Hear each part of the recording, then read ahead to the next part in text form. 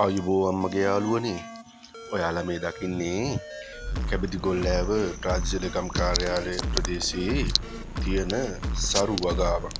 මම මේ අස්සක් මුල්ලක් නෑර හැම තැනම රක්ෂණ නියෝජිතයෙක් විදියට වැඩ කරනවානේ. ඉතින් මම හැේන කුඹුර හැම වැඩ කොලක්ම හැම තැනක්ම මගේ කස්ටමර්ලා ඉන්න නිසා අනිවාර්යෙන්ම විසිට් කරනවා. බලන්නකෝ මට මේ ගොවි මහත්තයාට රක්ෂණ ආවරණයක් දීලා තියෙන නිසා එයාගේ වාරිකයක් ගන්න වියුත් වෙලාවේ තමයි රෙකෝඩ් කරගත්තේ. එයාටවත් නොකිය. බලන්න කොච්චර දුක් මහන්සි වෙලාද මේ කාස්ට් එක පොළවේ මෙච්චර පායනකොට.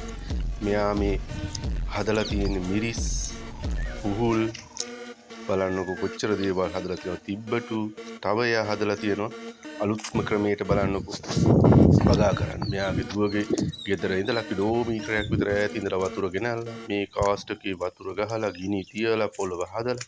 ඉතින් අනේ මම බැලුවා මේ අපේ මිනිස්සුන්ටයි ගොඩක් අයට ගොඩ යන්න බැරිලා. කම්මැලිකමනේ.